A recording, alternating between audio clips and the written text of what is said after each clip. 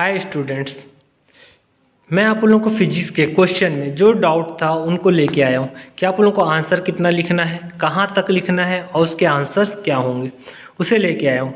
तो चलिए, ये डाउट है जो उसे क्लियर करते हैं। आप लोगों को यदि आज क्लासेस अच्छी लगी तो प्लीज़ चैनल को सब्सक्राइब कीजिएगा और ज़्यादा से ज़्यादा फ्रेंड को शेयर कीजिएगा। तो चलिए आते हैं क्वेश्चन पे। पहला क्वेश्चन है, ओम का नियम क्या है। इस नियम की कोई दो सीमाएं लिखिए। ओम का नियम पहले से पढ़ते हुआ है कक्षा 10वीं से। यदि किसी चालक की भौतिक अवस्था जैसे लंबाई, यांत्रिकी, विकृति आदि में परिवर्तन ना हो तो उसके बहने वाली धारा चालक के सिरों के बीच लगाए गए विभवांतर के अनुक्रमानुपाती होते हैं। ये उसका डायग्राम है। और मान लेते हैं चालक उसके सिरों के बीच विभवांतर v और धारा I प्रवाहित हो रही है।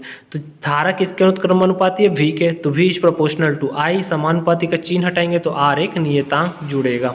और हमेशा करंट का फ्लो कहाँ से होगा? प्लस से माइनस की ओर होगा। r यहाँ अनुपातिक नियतांक है जिसे हम रेजिस्टेंस भी बोलते हैं। ये इसका ग्राफ है विभवांतर और वोल्टेज के बीच का, v और I के बीच, जो कि कांस्टेंट वैल्यू चलती है। जैसे जैसे वोल्टेज चेंज होगा वैसे वैसे करंट भी चेंज होते जाता है। ओम के नियम की सीमाएं, चालक का ताप नियत हो। यदि चालक का ताप नियत है तो प्रतिरोध में कोई परिवर्तन, तो प्रतिरोध परिवर्तित हो जाता है। यदि नियत नहीं होगा तो इसलिए चालक का ताप नियत होना जरूरी है। चालक में विकृति ना हो। यदि चालक की लंबाई, अनुप्रस्थ परिच्छेद का क्षेत्रफल आदि में परिवर्तन ना हो तो प्रतिरोध नियत ही रहता है। ठीक है। सेकेंड क्वेश्चन है न्यूमेरिकल। 0 डिग्री सेल्सियस ताप पर एक चालक का प्रतिरोध x ओम है। x है, वो क्रॉस नहीं है, x ओम है। वह ताप ज्ञात कीजिए जिस पर चालक का प्रतिरोध 3 ओम हो जाता है। चालक का प्रतिरोध गुणांक नियत है जिसका मान 0.4 इंटू 10⁻² डिग्री प्रति डिग्री सेल्सियस है। तो चलिए हमको जो मान दिया उसे लिख लेते हैं। सबसे पहले एक रेजिस्टेंस दिया x ओम, उसे हम मान लेते हैं R0। दूसरा रेजिस्टेंस दिया हुआ है 3x ओम, उसे मान लेते हैं 3x। और चालक का प्रतिरोध गुणांक दिया हुआ है अल्फा 0.4 इंटू 10⁻²। अब देखिए हमको फॉर्मूला पता है R equal to R0 1 plus alpha T. यहाँ से वैल्यू रखे R का मान 3x, RO का मान x कैंसिल हुआ, 1 प्लस 0.4 इंटू 10⁻² इंटू टी। अब ब्रैकेट ओपन किए और 1 का उस तरफ पक्षांतर किए तो 3 में से 1 जाएगा तो 0.4 × 10 की घात ऋण 2 टी। ये टी की वैल्यू निकालना है टेम्परेचर का, तो उसको नीचे भेज दिए। 10⁻² ऊपर गया तो प्लस हो गया, 0.4 का हटाएंगे तो 10 ऊपर चल देगा। 2 से भाग दिए 4 में तो 2 हो गया, 2 का भाग दिए 10 में तो 2 पंचे 10, 5 × 10 की घात 2 यानी 500 डिग्री सेल्सियस। ये इसका आंसर हो गया। ठीक है, नेक्स्ट क्वेश्चन में आते हैं। किरचॉफ के नियम को स्पष्ट कीजिए तथा इसकी सहायता से व्हीटस्टोन सेतु की संतुलन अवस्था के लिए आवश्यक प्रतिबंध ज्ञात कीजिए। किरचॉफ का नियम, जर्मन भौतिकविद रॉबर्ट किरचॉफ ने सन 1842 में 2 नियम प्रतिपादित किए जिसे किरचॉफ का नियम कहते हैं। करंट के लिए दिया और एक क्लोज लूप के लिए दिया। करंट के लिए फर्स्ट लॉ दिया कि किसी विद्युत परिपथ में संधि में पर मिलने वाली समस्त विद्युत धारा का बीजगणितीय योग शून्य होता है। यानी incoming and outgoing total current का समेशन क्या होगा? शून्य होगा। तो समेशन I इक्वल टू 0।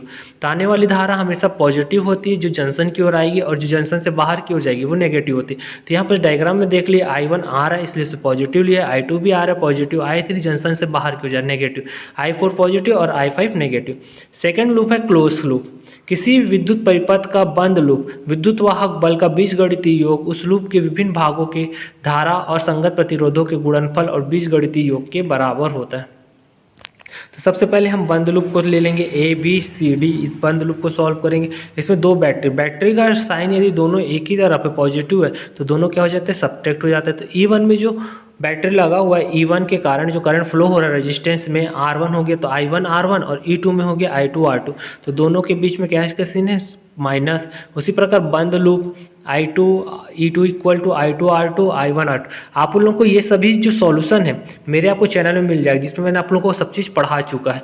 मैं आज बस उसका क्लियरिफिकेशन दे रहा हूँ कि कौन सा क्वेश्चन का आंसर कैसे होगा।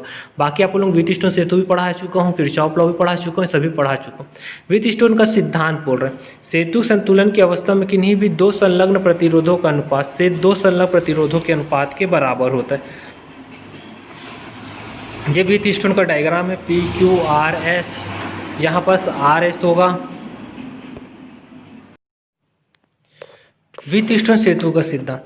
सेतु के संतुलन की अवस्था में किन्हीं दो संलग्न प्रतिरोधों का अनुपात शेष दो संलग्न प्रतिरोधों के अनुपात के बराबर होता है। ये डायग्राम दिया हुआ है, देखो इसमें चार प्रतिरोध चतुर्भुज की आकृति में लगा हुआ है P Q R S, और इसमें जब नोड से करंट टकराएगा तो दो भाग में बढ़ गया, I1 I3 रेड कलर में दिख रहा है, फिर B नोड पे टकराया तो IG I2 में बदल गया, और फिर D पे टकराया तो I4 और IG पे। तो चलिए डेरिवेशन देखते हैं। चित्र में PQRS चार प्रतिरोध इस प्रकार जोड़े हैं कि एक चतुर्भुज ABCD का निर्माण करते हैं। एक चतुर्भुज के एक विकर्ण AC के बीच सेल E और कुंजी K1 तथा दूसरे विकर्ण BD के बीच धारामापी G और कुंजी K2 जोड़ देते हैं। सेल कुंजी K1 में दबाकर परिपथ में धारा प्रवाहित होता है। तो हम लोग सिद्धांत में सिद्ध करना है P/Q बराबर R/S। सूत्र की स्थापना के लिए सबसे पहले हम लोग मान लेते हैं कुंजी K1 और K2 को दबाने पर प्रतिरोध में PQRS में क्रमशः I1 I2 I3 I4 धारा प्रवाहित होती है, और धारा में जो धारा प्रवाहित होती है IG डायग्राम में चलिए देखते हैं। देखो P1 में I1, Q में I2, R में I3 और S में I4, और धारा मापी में क्या जा रहा है IG धारा जा रहा है। आगे डेरिवेशन। अब बिंदु बी पर किरचॉफ का नियम लगाते देखते हैं। बिंदु बी पर किरचॉफ का नियम लगा, इसमें तीन करंट है, I1 आ रहा है, IG जा रहा है, I2 जा रहा है। तो I1 पॉजिटिव हो गया, IG नेगेटिव हो गया और I2 भी नेगेटिव हो गया। संतुलन की अवस्था में IG का मान क्या होगा, शून्य होगा। तो IG की जगह 0 रख दिए तो बच क्या जाएगा I2, उससे पक्षांतर होगा I2। इसी प्रकार बिंदु डी पर किरचॉफ का प्रथम नियम लगा है। डी पर देखते हैं किरचॉफ का प्रथम नियम, I3 आ रहा है, I4 जा रहा है और IG आ रहा है, यानी I3 और IG पॉजिटिव I4 नेगेटिव। तो ठीक है, तो यहाँ पर से लिखे I3 पॉजिटिव, IG पॉजिटिव और I4 नेगेटिव। तो IG का मान संतुलन की अवस्था में 0, I3 इक्वल टू हो गया I4। अब किरचॉफ का द्वितीय नियम बंद परिपथ ABDA में देखो ABDA में अब I1P हो जाएगा, दूसरा IgG होगा और तीसरा I3R होगा। ठीक है, तो हम यहाँ पर वैल्यू को रख दिए। I3R, IG संतुलन की अवस्था में 0 तो ये पक्षांतर होगा, तो I1P equal to I3R। Kirchhoff का द्वितीय नियम सेकेंड ब्लॉक में लगाएंगे तो वहाँ पर भी IG का मान 0 होगा, तो I2Q माइनस I4S। समीकरण 3 में 4 का भाग दे दिए क्योंकि हम लोग को सिद्ध करना है P/Q R/S। अब देखो और समीकरण 1 व 2 में देखिए I1 बराबर क्या निकाले हैं I2 और I3 बराबर I4। यहाँ पर रख दिया I1 की जगह I2, I3 की जगह रख दिया I4। I2 कट गया, I4 कट गया, तो P/Q इक्वल टू R/S। ये हो गया सेकंड क्वेश्चन का आंसर, ये व्हीटस्टोन सेतु का सेकंड। थर्ड क्वेश्चन है स्वच्छ नामांकित रेखा चित्र की सहायता से चल कुंडली धारामापी की रचना, कार्य, सिद्धांत एवं सुग्राहिता की व्याख्या करना है। चलिए देखते हैं चल कुंडली धारामापी की संरचना। एक चुंबकीय पदार्थ की क्रोड होती है जो एल्यूमिनियम की क्रोड होती है। इसके ऊपर तांबे के तार के अनेक फेरे लपेटकर कुंडली बनाई जाती है। इस कुंडली के ऊपरी सिरे पर ऊपरी भाग पर एक समतल दर्पण जोड़ दिया जाता है। समतल दर्पण के ऊपरी भाग पर एक फॉस्फर ब्रांच की पत्ती जोड़ दिया जाता है। ठीक है, इसका डायग्राम देखते हैं।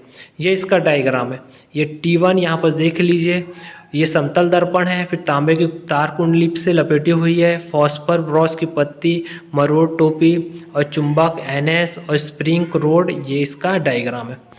आगे आते हैं चल कुंडली धारामापी का सिद्धांत। क्या बोलता है चल कुंडली धारामापी? यह एक धारावाही कुंडली है, किसी एक समान चुंबकीय क्षेत्र में स्वतंत्रता पूर्वक लटकाई जाती है तो इसका तल चुंबकीय क्षेत्र के समानांतर हो जाता है।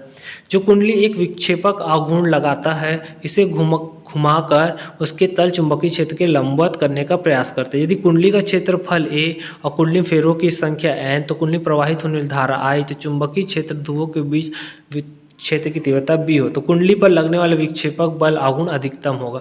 इस विक्षेप पर बल आघूर्ण के कारण जब कुंडली घूमती है तो निलंबन तार में ऐंठन उत्पन्न हो जाती है। इसके कारण कुंडली में ऐंठन बल आघूर्ण लगने लगता है। यह बल आघूर्ण कुंडली में घूमने का विरोध करता है।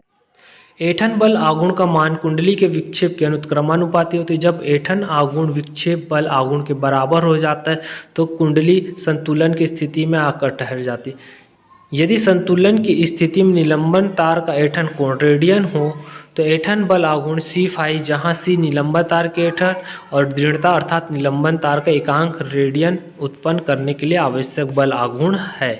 चल कुंडली धारामापी की सुग्राहिता कैसे बढ़ाई जाती है। धारामापी कम धारा प्रवाहित करने पर अधिक विक्षेप होता है। धारामापी की सुग्राहिता अधिक कही जाती है, अर्थात धारामापी की सुग्राहिता अधिक होने के लिए राशि φ/I का मान अधिक होना चाहिए, अर्थात कम धारा प्रवाहित करने पर अधिक पीछे प्राप्त होना चाहिए। राशि φ/I का धारामापिक सुग्राहिता कहते हैं। सुग्राहिता बढ़ाने के उपाय, कुंडली में फेरों की संख्या n अधिक होनी चाहिए, कुंडली का क्षेत्रफल a अधिक होना चाहिए अर्थात कुंडली बड़ी होनी चाहिए, चुंबकीय क्षेत्र b प्रबल होना चाहिए, निलंबन तार या स्प्रिंग की ऐंठन c कम होनी चाहिए। ये सुग्राहिता।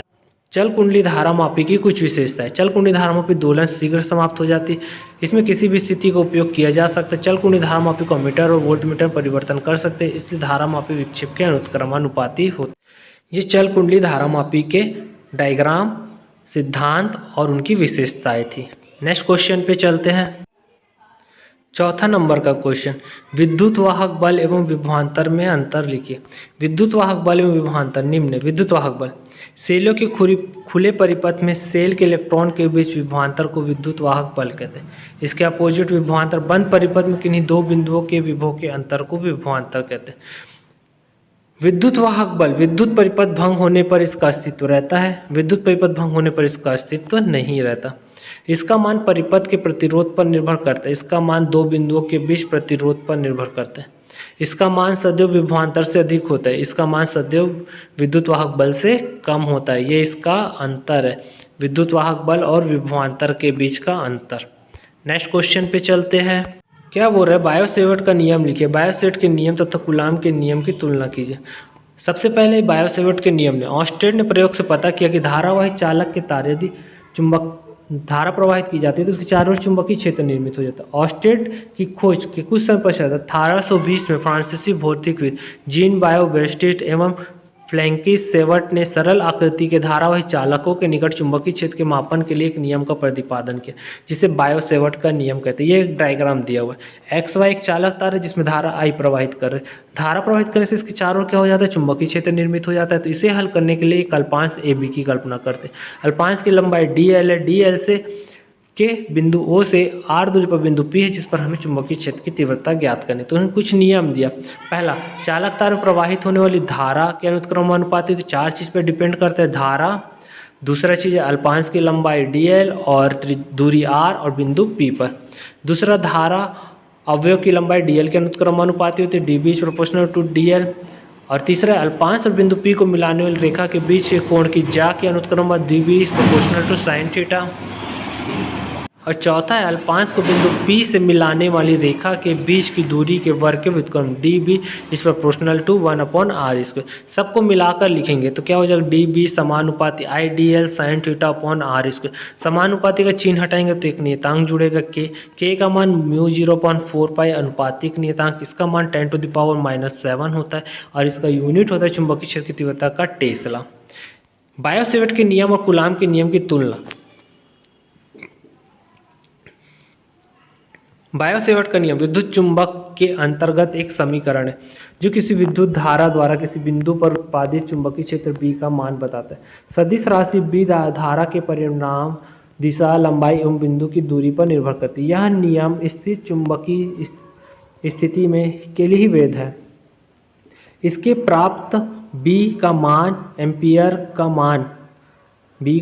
एम्पियर का नियम तथा गॉस के नियम से प्राप्त चुंबकीय क्षेत्र से मेल खाते हैं। यह नियम 1820 में प्रतिपादित किया गया था। यह नियम कूलाम के नियम से मिलता जुलता है जो स्थिर वैद्युत से प्रयोग होता है। ठीक है, आज हम लोगों ने फिजिक्स के क्वेश्चन और आंसर देखे।